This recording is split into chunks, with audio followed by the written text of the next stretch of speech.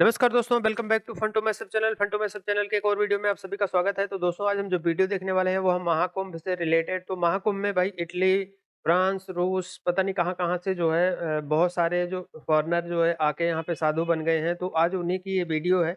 और हमारे देश में यानी सनातन धर्म का पर्व तो चल ही रहा है, साथ में विदेशियों का भी पर्व चल रहा है। यहाँ पे प्रयागराज में बहुत सारे जो है विदेशी साधु यहाँ पे आए हुए हैं और बहुत सारी महिलाएँ भी हैं, उसमें बहुत सारे पुरुष भी हैं। तो ये लोगों को सनातन धर्म का जो जैसे कहते हैं इनकी शक्ति का परिचय हुआ है इनको, तो इसीलिए जो है इन्होंने सनातन धर्म को अपनाना या उ उसके बारे में इतना सब कुछ, यानी इनकी श्रद्धा इतनी हो गई है हमारे धर्म में कि ये लोग जो भाई साधु बन के जो है महाकुंभ में आए हैं। तो आज इसी का वीडियो है, तो देखते हैं आज का वीडियो। और वीडियो देखने से पहले चैनल पे नए हैं तो सब्सक्राइब करके जाना और साथ में बेल आइकन प्रेस कर देना, ताकि जैसे मैं वीडियो अपलोड करूँ उसका नोटिफ़िकेशन आप लोगों को मिल जाए। तो शुरू करते हैं आज का वीडियो और मिलते हैं वीडियो के एंड में। कभी पैदल तो कभी मोटरसाइकिल से, कभी अकेले तो कभी अपने पूरे झुंड के साथ निकले साधुओं की टोली महाकुंभ पहुंच रही है। ऐसे में दोस्तों, वस्त्र धारण किए साधु और निर्वस्त्र रहने वाले नागा साधु तो कुंभ मेले की शान बढ़ाने आ ही रहे हैं। लेकिन साथ ही साथ इस बार के कुंभ मेले में आपको विदेशी साधुओं की भी धूम देखने को मिल जाएगी, जिनकी जिंदगी ईश्वर की भक्ति के इर्द गिर्द ही चलती है। ऐसे में ये विदेशी साधु कौन है, कहां से आते हैं और किस तरह का तप करते हैं, आज की इस वीडियो में हम सब कुछ जानेंगे। बस वीडियो छोड़कर कहीं मत जाइएगा दोस्तों। प्रयागराज में लगने वाला इस बार का महाकुंभ कितना ज्यादा विशाल है, इसका अंदाजा तो आपको लग ही चुका होगा। लेकिन इस विशाल मेले से भी ज्यादा खास यहाँ आने वाले साधु संतों और उनके अलग अलग रंग भी हैं, जिनकी गिनती करना मुश्किल है। महाकुंभ के दौरान कई सारे ऐसे साधु आते हैं जो अपने सारे वस्त्र त्याग कर नागा बाबा बन चुके होते हैं। उनके शरीर पर सिर्फ राख होता है और उसे ही वो अपने वस्त्र समझते हैं। वहीं कुछ साधु भगवा रंग के कपड़े धारण करके दीन दुनिया से अलग ईश्वर को खोजने की अपनी यात्रा में निकले होते हैं। इनमें कुछ महिला साध्वी भी होती हैं, जिनकी अपनी एक अलग टोली होती है, जिनका अपना एक अलग रहना सहना होता है। महिला साध्वियों को भी अपना घर परिवार, रिश्ते नाते सब कुछ तोड़कर ईश्वर की भक्ति में लीन होना पड़ता है। समाज से रिश्ता रखने वाला कोई भी शख्स साधु संत नहीं बन सकता है, क्योंकि एक बार अगर आप सांसारिक मोह माया में पड़ गए तो ईश्वर की भक्ति करना नामुमकिन है। ऐसे में जो कोई भी साधु बनने के सफर पर आगे बढ़ता है, उसके लिए सबसे बड़ी चुनौती होती है अपना खुद का पिंडदान करना। उसके बाद ही कोई साधु बनने के अगले चरण पर पहुंच पाता है। ऐसे में दोस्तों, साधारण से लेकर नागा बाबाओं तक हर संत को ये संसार और इसका मोह तोड़ना पड़ता है। तो फिर कैसे हर वक्त मोह माया की दुनिया में घिरे रहने वाले वेस्टर्न कल्चर को मानने वाले विदेशी आज साधु बन चुके हैं? कैसे उनकी जीवन शैली होती है? क्या यह विदेशी साधु भी भारत के साधु संतों की तरह ही कड़ी तपस्या करते हैं? अब अगर देखा जाए तो ये बात सच है कि सालों से वेस्टर्न कल्चर को मानने वाले विदेशियों के मन में सनातन धर्म का दीप जल रहा है, जहां कई सारे विदेशी पूरी तरह से सनातन धर्म को अपना रहे हैं। रूस से लेकर अमेरिका तक आपको बड़ी संख्या में ईश्वर का नाम जपते हुए विदेशी मिल जाएंगे। लेकिन महाकुंभ में शामिल होने वाले यह विदेशी साधु संत कुछ खास है, जिनमें से हर एक की अपनी अलग कहानी है। कुछ को संसार से मुक्ति चाहिए थी, इसलिए उन्होंने ये साधु बनने की राह चुनी, तो कुछ को ईश्वर से मुलाकात करनी थी, इसलिए उन्होंने साधु बनने का फैसला किया। और आज वो महाकुंभ के इस पावन अवसर पर बाकी सभी साधु संतों के साथ मेले में शामिल हो रहे हैं। इन विदेशी साधुओं को देखकर आपको एक बार के लिए लग सकता है कि ये यहाँ पर ढोंग करने आए हैं, लेकिन यकीन मानिए दोस्तों, इनका जीवन उतना ही मुश्किलों से भरा होता है जितना बाकी साधु संतों का होता है। इन्हें भी सबसे पहले अपना खुद का पिंडदान करना होता है और ये मान लेना होता है कि अब तक उन्होंने जो भी इंसानी जीवन जिया है, संसार की जिन सुख सुविधाओं का आनंद लिया है, वो सब खत्म हो गया है। वह इंसान जो पहले कभी संसार के बंधन में बंधा रहता था, अब वह मुक्त हो गया है। ठीक वैसे ही जैसे मृत्यु के बाद इंसान संसार से मुक्त हो जाता है, तभी उसका पिंडदान करके उसे पूरी तरह से मुक्ति दी जाती है। ऐसे में साधु संतों का भी पिंडदान इसीलिए होता है ताकि सांसारिक दुनिया अब से उसे मरा हुआ ही माने, और फिर जाकर उनके आगे की यात्रा शुरू होती है, जिसमें वो एक गुरु चुनते हैं और वही गुरु उन्हें आगे की राह दिखाता है। इस बार के महाकुंभ में जब एक विदेशी साधु से कुछ सवाल किए गए तो उसके जवाबों ने सभी को हैरान कर दिया। उसने बताया कि कैसे वो 6 साल पहले एक बहुत बड़ी कंपनी का मालिक था। उसकी कंपनी हर साल करोड़ों का बिजनेस करती थी। उसके पास पैसों की कोई कमी नहीं थी, लेकिन फिर भी उसे अंदरूनी शांति प्राप्त नहीं हो रही थी। वो ईश्वर से मिलना चाहता था, इसीलिए वो भारत आया और यहाँ आकर पता चला कि असली ईश्वर तो उन्हें ही मिलते हैं जो उन्हें पाने के लिए कड़ी तपस्या करता है और सभी सांसारिक चीजें त्याग देता है।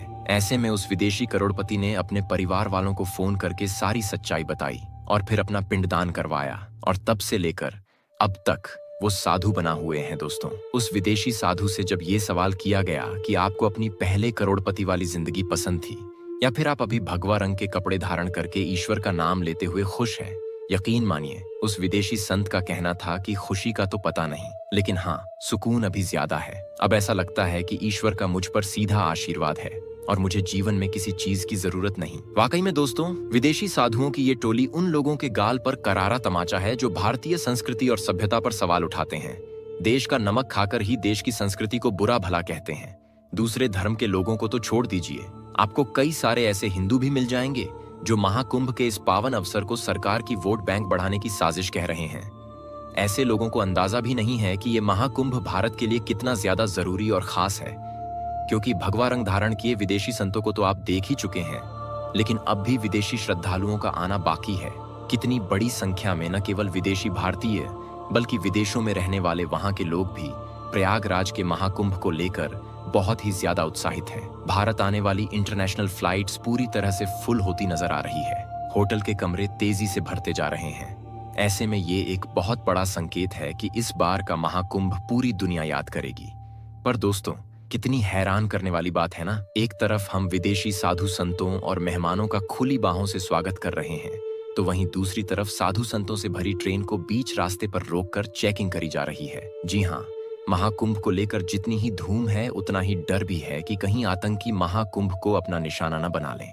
ऐसे में सुरक्षा में कोई भी चूक ना हो, इसीलिए यहाँ आने वाले साधारण लोगों से लेकर साधु संतों तक हर किसी की जांच हो रही है। खास तौर पर खुफिया खबर के मुताबिक आतंकी संतों का रूप धारण करके आने वाले हैं, इसीलिए और भी तेजी से जांच का सिलसिला शुरू है। इस जांच को लेकर कई सारे संतों का ये कहना है कि ऐसे उन्हें रोककर एक एक चीज की चेकिंग करना उनका अपमान है। तो वहीं कुछ ऐसे भी साधु हैं जो सुरक्षा कर्मियों का पूरा साथ दे रहे हैं ताकि वो महाकुंभ में आने वाले लोगों की सुरक्षा में कोई भी चूक ना करें। इस बार महाकुंभ में 50 करोड़ लोगों के आने की संभावना जताई जा रही है।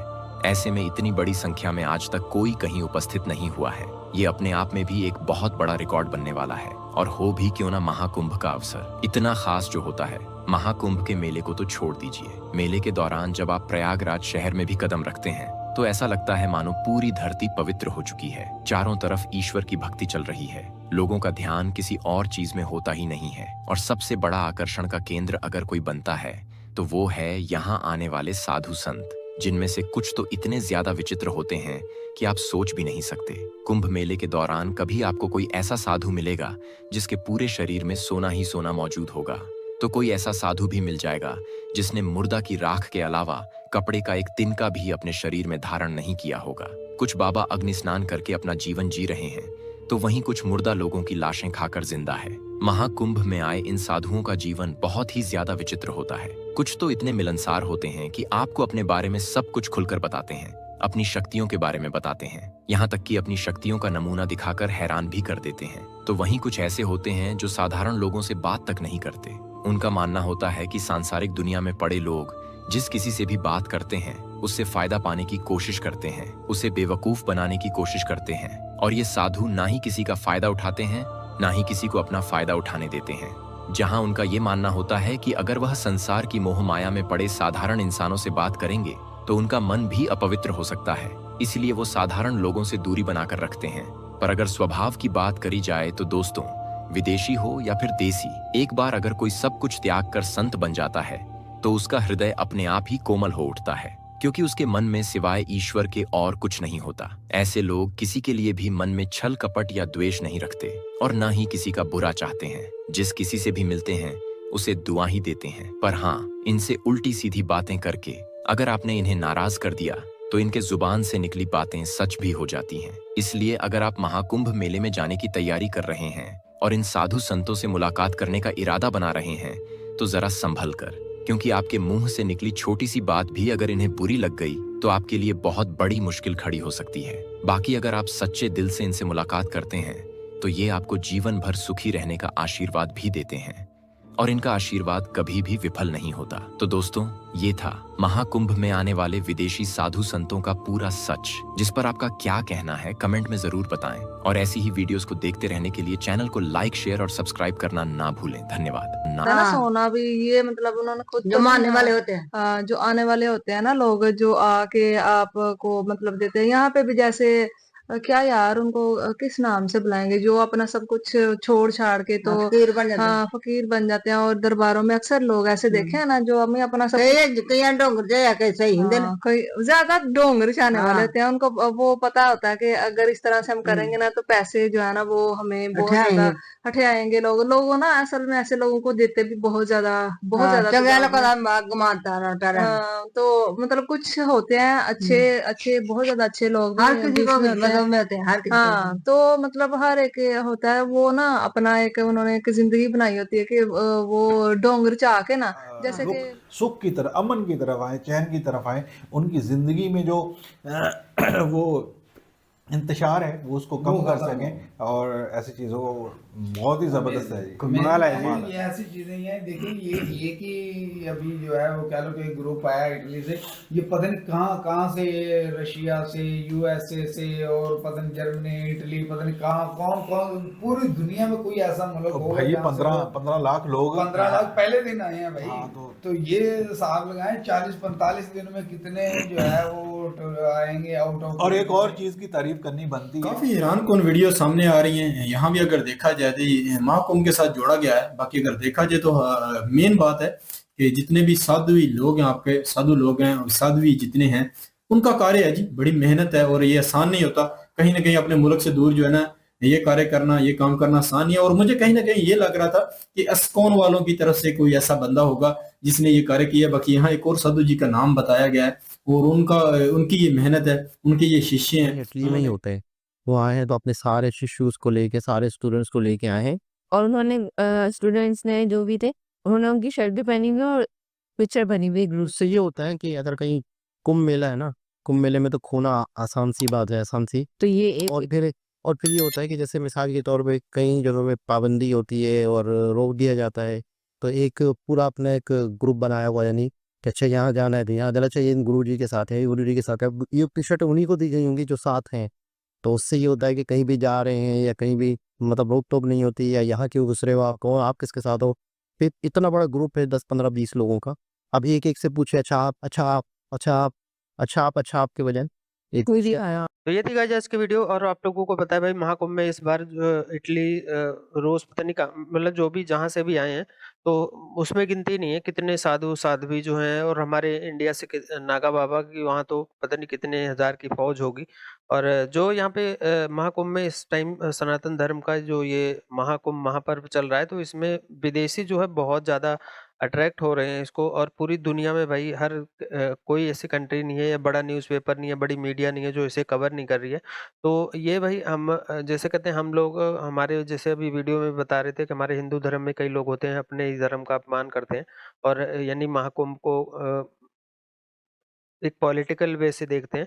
तो ये जो है, लेकिन भाई इसी कुंभ का प्रेज़ जो है दुनिया कर रही है, और दुनिया से लोग जो है यहाँ पे आ रहे हैं प्रयागराज में और स्नान कर रहे हैं। और ऊपर से वो इतने विदेशी भाई चलो विदेशी को मान लिया, उनको देखने का शौक है या घूमने का शौक है, वो आके वो देखना चाहते थे कि हाँ इतनी बड़ी गैदरिंग करते कैसे हैं।